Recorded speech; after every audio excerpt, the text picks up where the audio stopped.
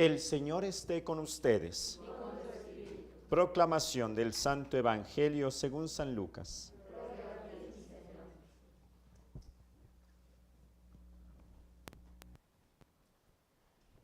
En aquel tiempo Jesús dijo a los fariseos y doctores de la ley: Ay de ustedes que les construyen sepulcros a los profetas que los padres de ustedes asesinaron.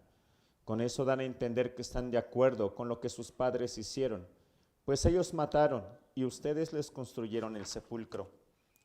Por eso dijo la sabiduría de Dios: yo les mandaré profetas y apóstoles, y los matarán y los perseguirán, para que así se le pida cuentas a esta generación de la sangre de todos los profetas que ha sido derramada desde la creación del mundo, desde la sangre de Abel hasta la de Zacarías, que fue asesinado en el atrio y el altar.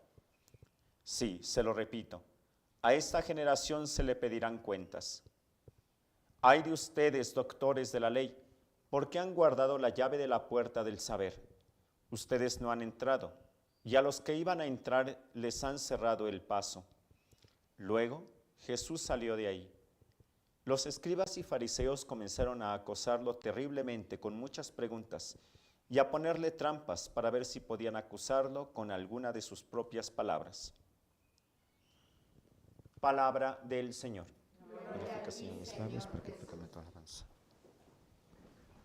Bien, como hicimos la semana pasada, vamos a dedicar los jueves para ir profundizando en este sacramento tan bonito que es el don de la Eucaristía, de la Santa Misa, ir profundizando en su significado y eso que también que nos vaya inflamando el corazón para valorar en su justa medida este sacramento.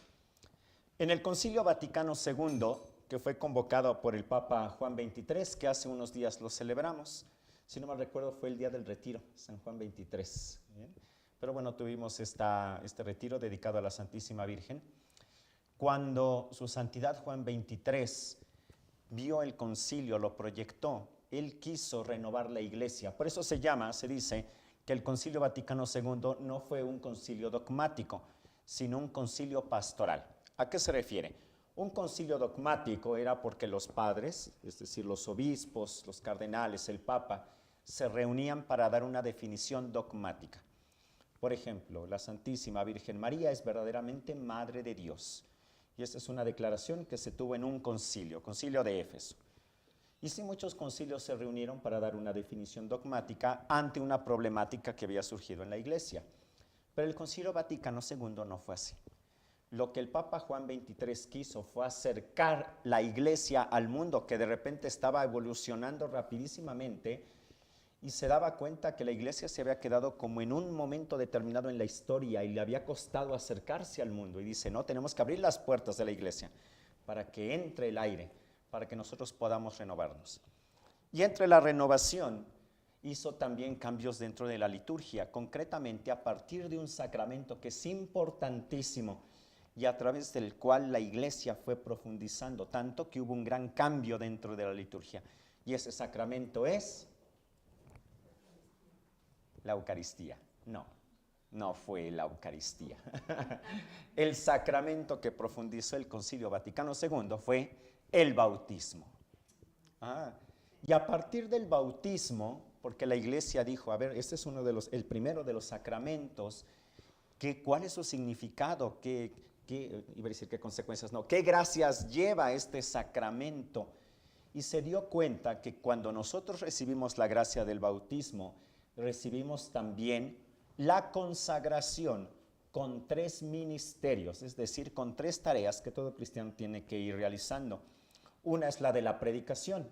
Cuando el sacerdote nos coloca el crisma, después de que le colocaron al niño el agua, viene la consagración con el crisma en la cabecita y nos consagra este aceite, bien, el santo crisma, como profetas. Es decir, nosotros también estamos llamados a anunciar el Evangelio. Nos consagra como reyes, pero reyes a la manera de Jesucristo, que vino a servir y sirviendo ayudar a sus hermanos. Y el tercero, y fue como, ya lo sabía la Iglesia, pero fue como el gran redescubrir esta grandeza, que fue la gracia del sacerdocio. Verdaderamente todos nosotros somos sacerdotes, Ciertamente está la diferencia con el sacerdocio ministerial, que es el que recibe propiamente el presbítero, el ministro. Pero eso también les da a ustedes la oportunidad de esa consagración sacerdotal, de poder orar como Jesús nos enseñó. Una vez les dije esto y se espantaron. Únicamente los sacerdotes pueden rezar y únicamente a los sacerdotes Dios los escucha. Y uno dice, ¿y yo cuando rezo entonces qué?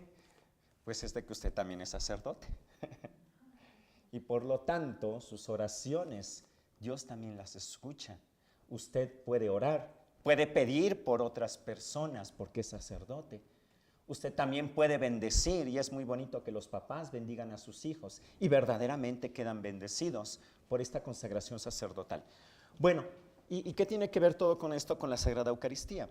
Cuando el Concilio Vaticano II se da cuenta de la maravilla del don del sacerdocio que recibimos, el sacerdocio común de todos los fieles, se dio cuenta que nosotros también estamos llamados, ustedes como pueblo santo de Dios, no a escuchar misa. Repito, nosotros no venimos a escuchar misa, los que nos están escuchando a través de la cámara. Cuando comencé a celebrar misa por cámara fue muy chistoso porque me sentía raro hablándole a una cámara. Ahora me da mucho gusto porque los veo a ustedes, pero al inicio de la pandemia era hablarle al celular. Bueno, a los que están también en la cámara, aunque nos están escuchando a través de la televisión, a través de la computadora, a través del celular, no es escuchar misa. Todos venimos a participar en la celebración eucarística, que es distinto.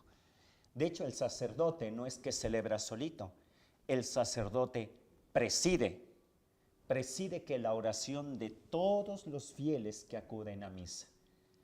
Y ahorita que continuemos esta celebración, vayan escuchando, y esto es hermoso, el sacerdote habla en plural. Oren, hermanos, para que este sacrificio mío y de ustedes sea agradable a Dios Padre Todopoderoso. Por eso nosotros, Padre, te suplicamos que santifiques, nosotros.